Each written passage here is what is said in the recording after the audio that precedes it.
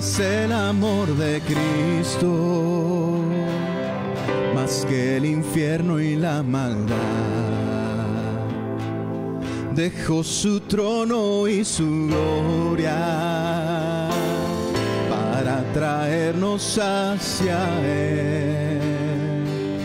Más ancho es el amor de Cristo que el foso que nos separó. Me alcanzó en mis tinieblas,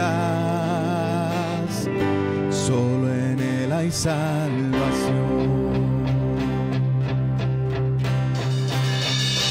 Más profundo que el mar, más allá del cielo está tu amor, me bastará. Más fuerte es el amor de Cristo que mi enemigo más feroz. Me sostiene la tormenta, las aguas no me cubrirán.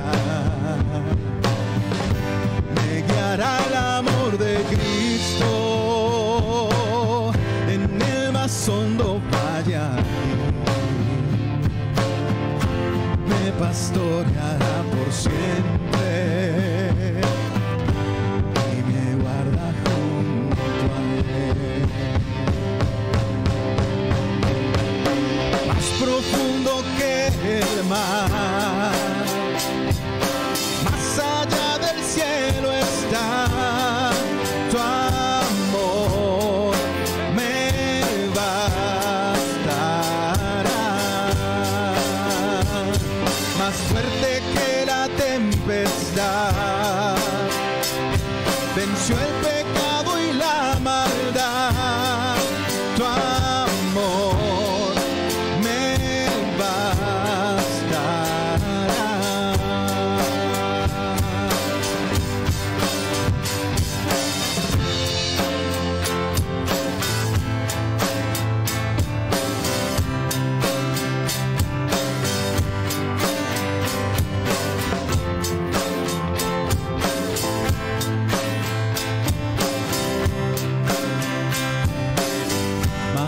Es el amor de Cristo,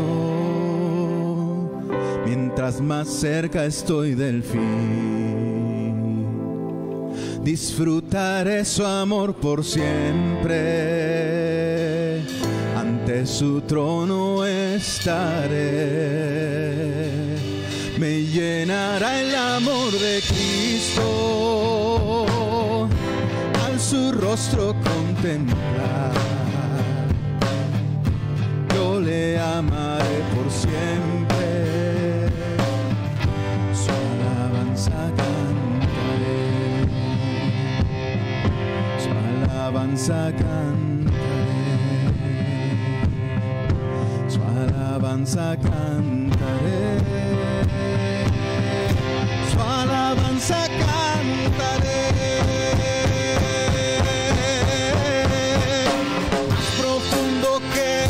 Mar, más allá del cielo está tu amor, me bastará. Más fuerte que la tempestad, venció el pecado y la maldad. Tu amor me bastará.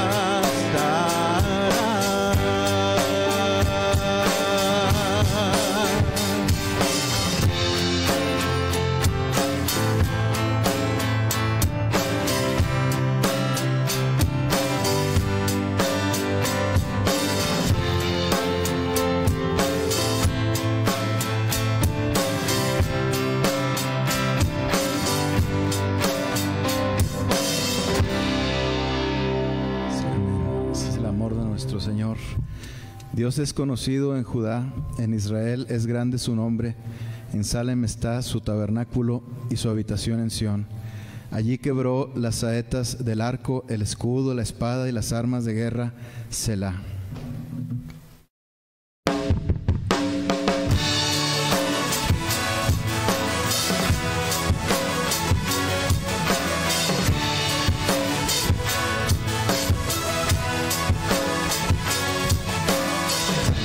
Toda tempestad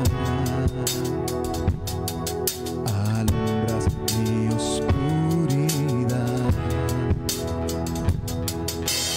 La montaña frente a mí la echas al profundo mar. Ganas todas mis batallas, afirmas mis pies en la roca.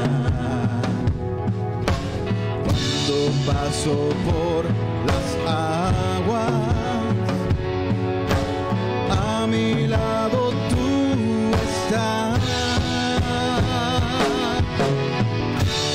Hay victoria en el nombre de Cristo, hay victoria.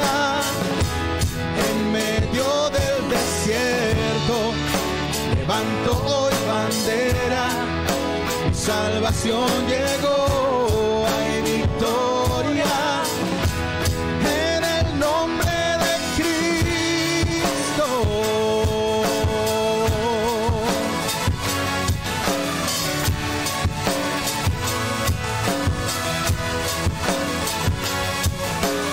Ganas todas mis batallas, pies en la roca. Cuando paso por las aguas, a mi lado tú estás. Hay victoria en el nombre de Cristo, hay victoria en medio del desierto. Levanto hoy bandera, mi salvación llegó, hay victoria en el nombre de Cristo.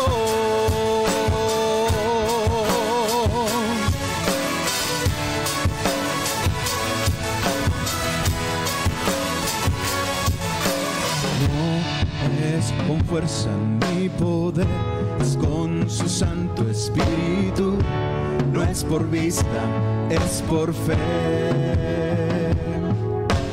No es con fuerza ni poder, es con su Santo Espíritu. No es por vista, es por fe. No es con fuerza ni poder, es con su Santo Espíritu. No es por vista, es por fe. No es con fuerza ni poder, es con su Santo Espíritu. No es por vista, es por fe.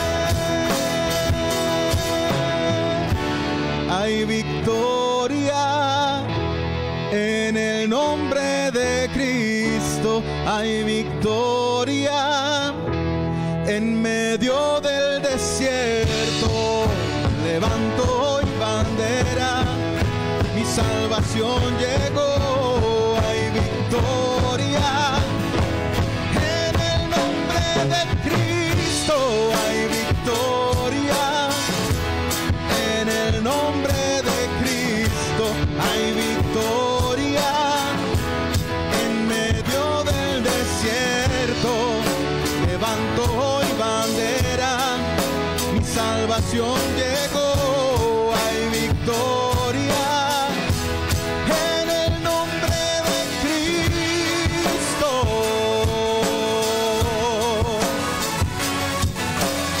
No es con fuerza ni poder, es con su Santo Espíritu. No es por vista, es por fe.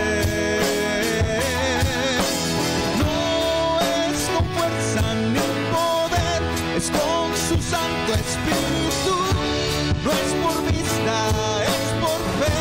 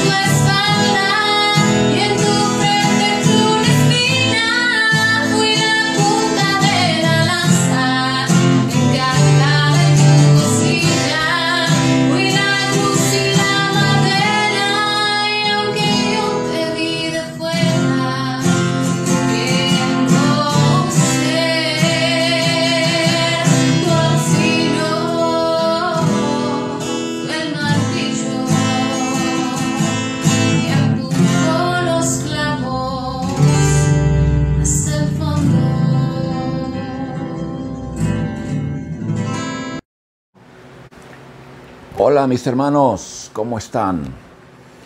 Para mí es un gozo, un honor que Dios en su bondad me concede de volver a ustedes para hacerles entrega de la palabra, aunque sea virtualmente por ahora. Con la gracia de Dios pronto estaré con ustedes, mis hermanos, así es que no se pongan muy contentos. Dios es bueno y mi salud se está recuperando. Quiero aprovechar para agradecer mucho tu cariño y tus oraciones. Quiero decirte pues que Dios en su misericordia ha recibido tus oraciones en favor de mi salud. Gracias. Número 2. En esta ocasión me propongo llevarte a la primera carta que el apóstol escribiera a la iglesia de Corinto por 1000 razones. Hay en esta carta evidencias claras de por lo menos 3 cosas. La primera es: Dios definitivamente tiene un proyecto claro, firme, sencillo,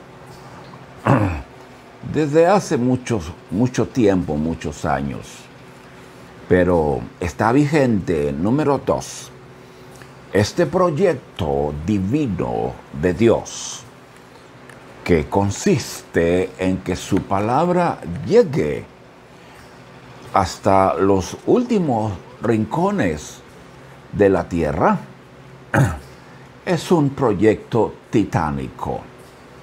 No es fácil, no es simple, requiere de compromisos, sacrificios y, por qué no decirlo, renuncia a muchas cosas. Número 3, este proyecto demanda personas comprometidas, dispuestas, que estén incondicionalmente listos para hacer su voluntad de Dios.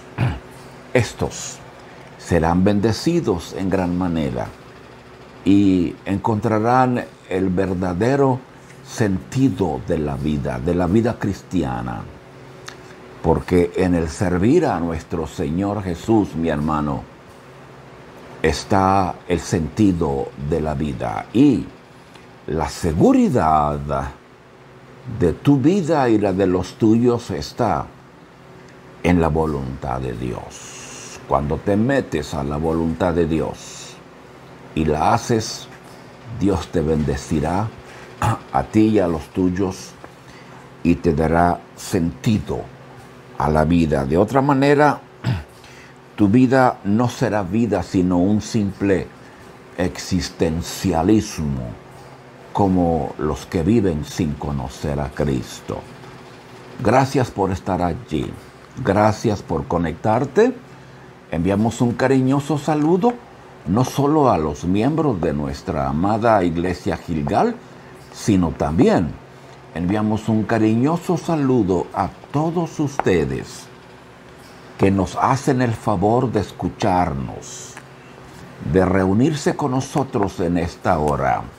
Oramos y deseamos que la gracia de nuestro buen Dios esté contigo y con los tuyos también. Es nuestro deseo.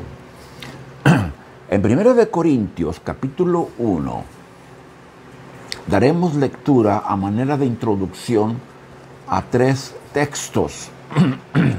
Haremos una lectura y luego vamos a intentar hacer una exposición sobre esa lectura. 1 Corintios 1:3. Pablo empieza esta carta diciendo: llamado a ser apóstol de Jesucristo, por la voluntad de Dios, y el hermano Sóstenes. Pablo no está diciendo que es un apóstol de Jesucristo por la voluntad de Sóstenes y de Dios. No, lo que él está diciendo es que él y Sóstenes, o Sóstenes, es que cambian las palabras, han venido a ser apóstoles por la voluntad de Dios. En el verso 2 de este primer capítulo de 1 Corintios, Pablo continúa diciendo a la iglesia de Dios. Entonces, esta carta sería enviada a la iglesia de Dios que está en Corinto, a los santificados en Cristo Jesús. Ahora bien, ahí en sus Biblias, mis amados, ustedes van a leer algo así: a la iglesia de Dios que está en Corinto, a los santificados en Cristo Jesús, llamados a ser santos. Déjame decirte que esa expresión, llamados a ser santos, no aparece en los originales. En su lugar aparece llamados santos. De manera que este verso 2 dice lo siguiente, acudiendo a los manuscritos antiguos: a la iglesia de Dios que está en Corinto, a los santificados en Cristo Jesús, llamados santos. Ahora bien, es necesario hacer un comentario aquí, porque muchos cristianos confunden la santidad con un maratón. La vida cristiana no es un maratón, mi amado hermano. Necesitas entender esto y entender la diferencia. Te lo voy a explicar enseguida. Un maratón, dice el diccionario, es una competencia de atletismo en la cual los participantes deben completar un recorrido de 42 kilómetros y 195 metros. Se trata, pues, de una carrera de resistencia, mi hermano. En primer lugar, la vida cristiana no es una competencia. No estamos compitiendo con nadie en lo absoluto. En un segundo lugar, mi hermano, si un maratón es una carrera de resistencia, entonces la vida cristiana no es un maratón, porque no es cuestión de resistencia física, humana, sino de confianza en Cristo. Tú necesitas entender esto. Por eso dicen los originales llamados santos. Tú eres santo en Cristo. Tú no estás corriendo neuróticamente hacia la santidad. Tú eres santo en Cristo, mi hermano. La santidad es un estado, no es una meta, es un estado. Y parte de tu posicionamiento en Cristo. Tú eres santo porque estás en Cristo. Tú eres perfecto porque estás en Cristo. Hablaremos de esto, si Dios nos permite después. Con todos los que en cualquier lugar, continúa Pablo en este primer capítulo de Corintios, invocan el nombre de nuestro Señor Jesucristo, Señor de ellos y Señor nuestro. Entonces, son los que invocan el nombre de Cristo, los que conforman la iglesia del Señor Jesús que Él compró con su sangre. Hasta allí vamos bien, yo espero.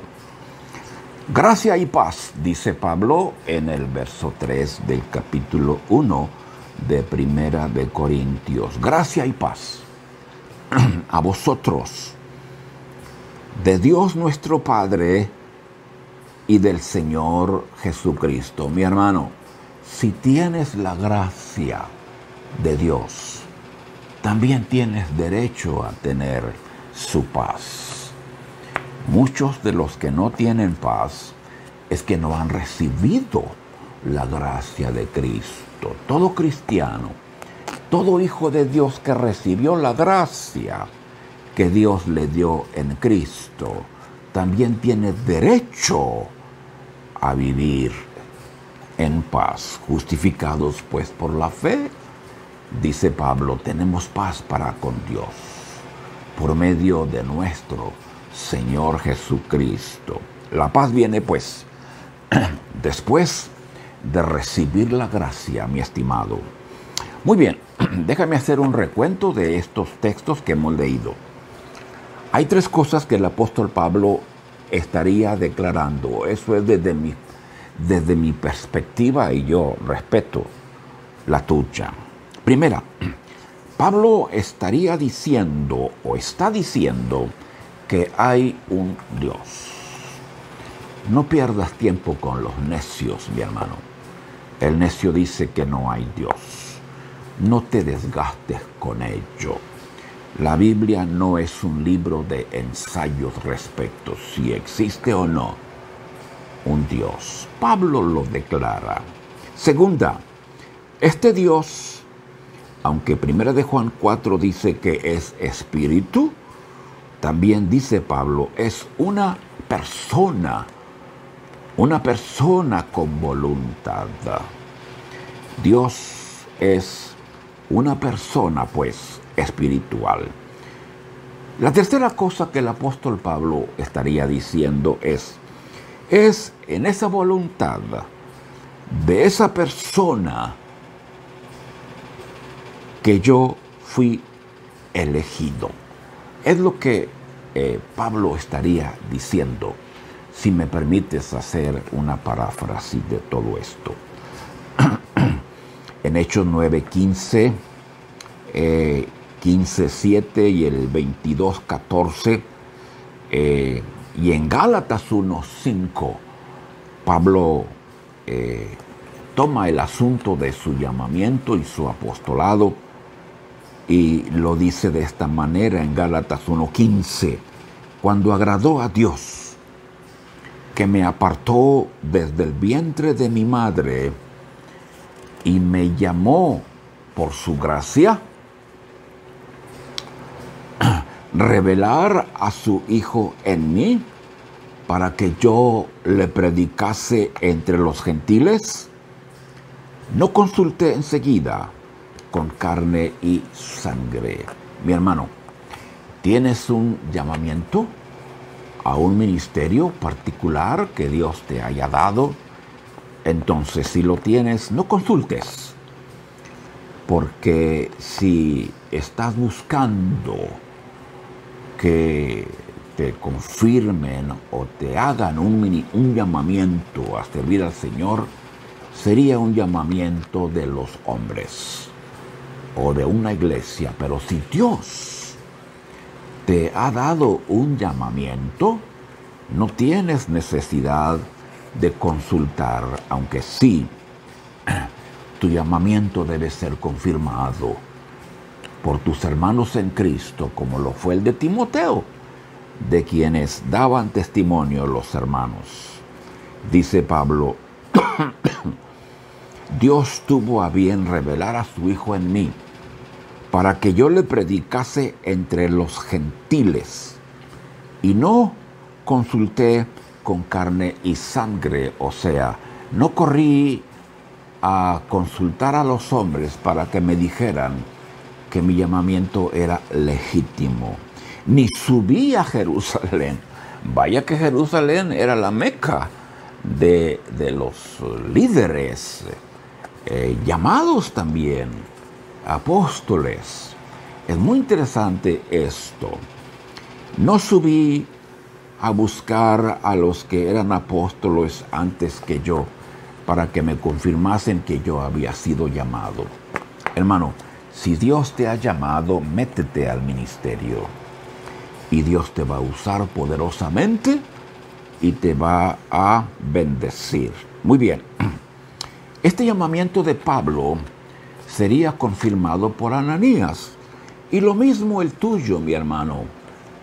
Todos aquellos hombres de Dios que han sido llamados para servir al Señor de una manera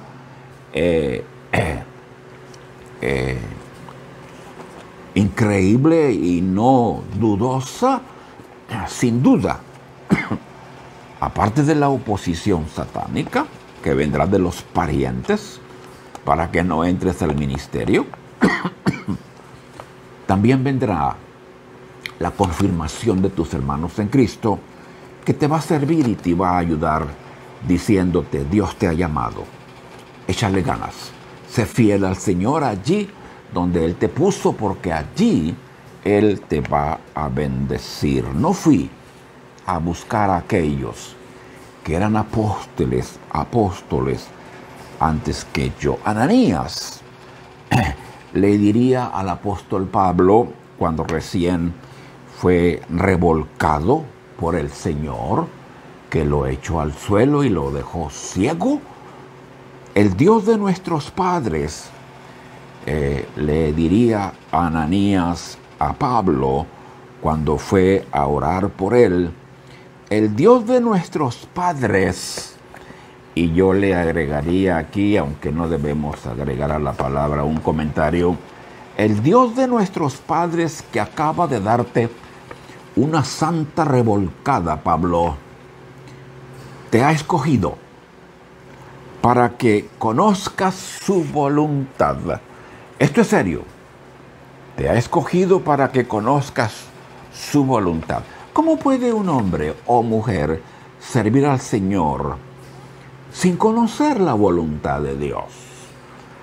¿Cómo puede un hombre decir estoy en la voluntad de Dios en este lugar, en esta ciudad, en este ejido, en este pueblo, con esta esposa, si no conoce la voluntad de Dios?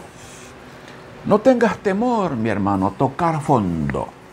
Consulta a Dios respecto de tu matrimonio, tus hijos, tu iglesia, tu trabajo secular, tu ministerio. Necesitas aterrizar y dejar, como dice Jesús, el amedrentamiento. ¿Por qué estáis así amedrentados? Reclamaba Jesús a sus apóstoles. ¿Por qué no tenéis fe? El amedrentamiento no es parte, mi hermano, de un ministerio próspero. Para que veas al justo y oigas la voz de su boca. Qué hermoso está esto. Le habría dicho Ananías al apóstol Pablo cuando el Señor le pidió a Ananías que fuera a buscar a un tal Pablo, y Ananías dijo: sí, Señor, sé de quién estás hablando. Es un forajido asesino que nos ha asolado y perseguido, y a muchos los ha entregado a la cárcel. Y Dios le dijo: era, porque después de la revolcada que le he arrimado, no le quedarán ganas de volver a maltratarme, porque Jesús le había dicho: Saulo, ¿por qué? ¿Por qué me persigues? No, ¿por qué persigues a mis discípulos o a mi iglesia? ¿Por qué me persigues? Le reclamaría Jesús al Saulo de Tarso.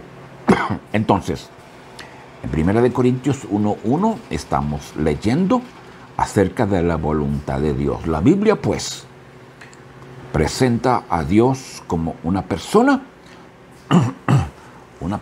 con voluntad. Ahora estamos entrando a lo hondo del asunto, mi hermano.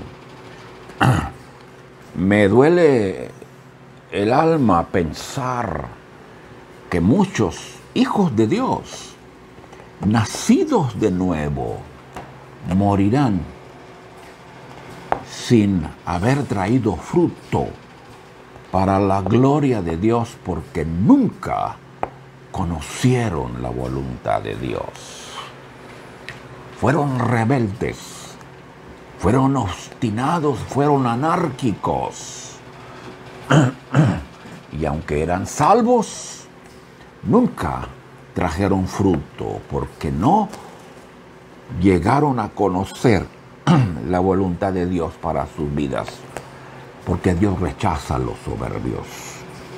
Todo hijo de Dios, déjame decirte esto, mi hermano, tiene la obligación, no es una opción, conocer la voluntad de Dios para tu vida, para tu empresa. Es una obligación. Todo hijo de Dios tiene la obligación espiritual y moral de conocer la voluntad de Dios. En Efesios 5:14, el apóstol Pablo, que conocía la voluntad de Dios para su vida y la hacía, hablaba con autoridad diciendo: despiértate, tú que duermes, les dice a los de Éfeso en el capítulo 5, verso 14 en su carta a los Efesios. Despiértate, tú que duermes, levántate de los muertos para que te alumbre Cristo.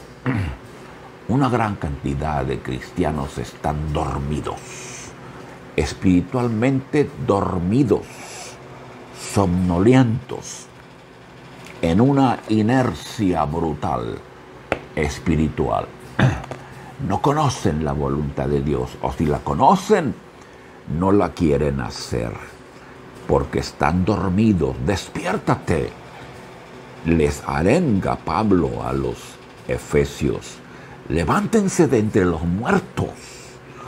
Mi amado hermano, si no hay diferencia entre tú Y aquel que no conoce el Evangelio, allí en la empresa donde tú laboras todos los días, entonces eres uno de ellos. Te alumbrará Cristo cuando te levantes, te despiertes.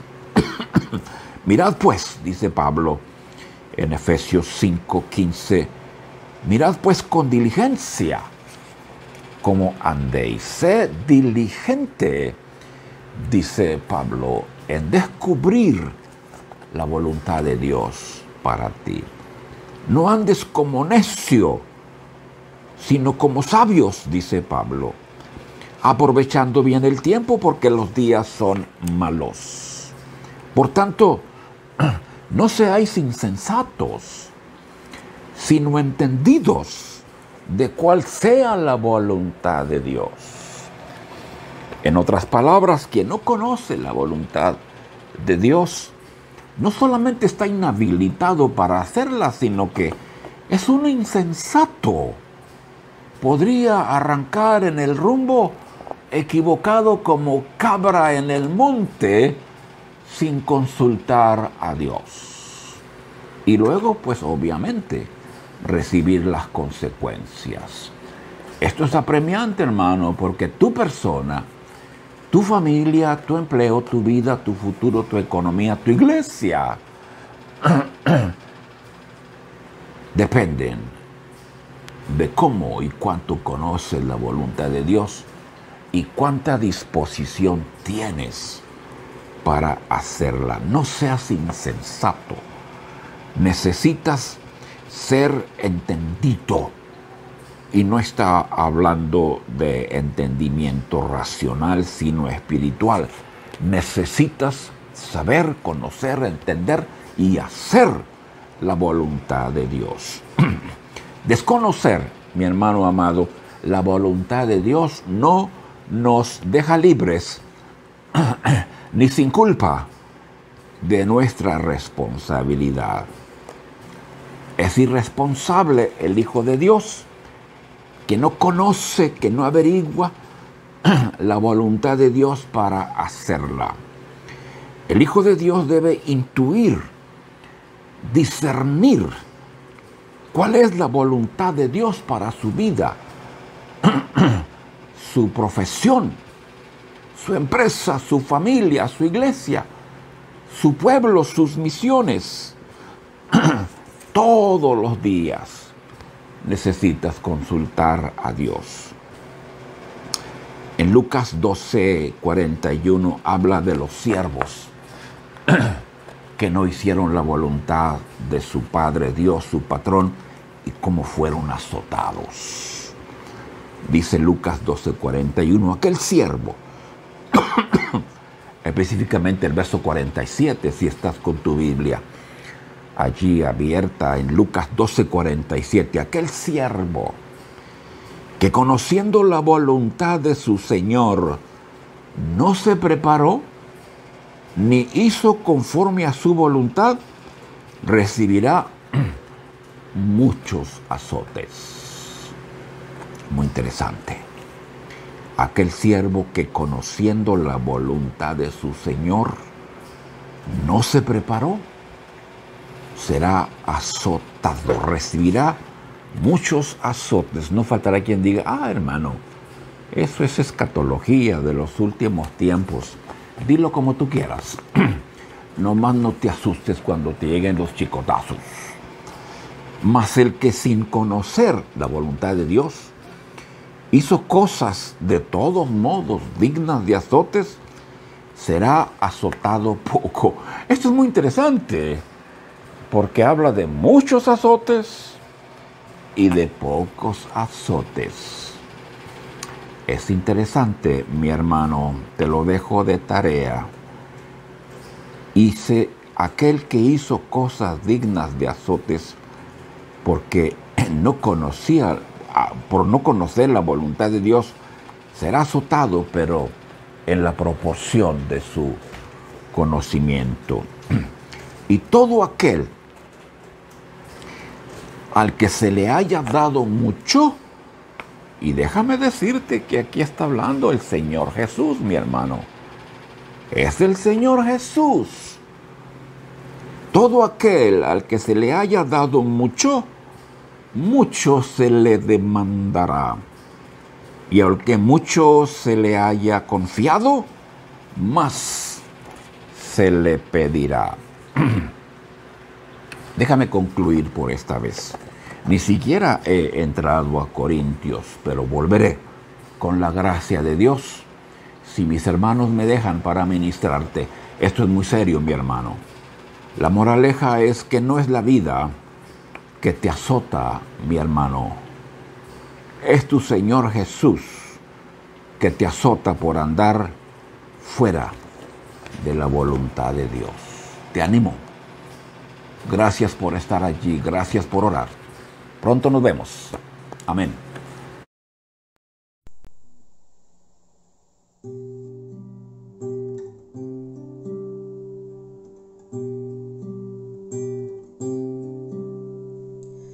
Oh Dios eterno, tu misericordia, ni una sombra de duda tendrá.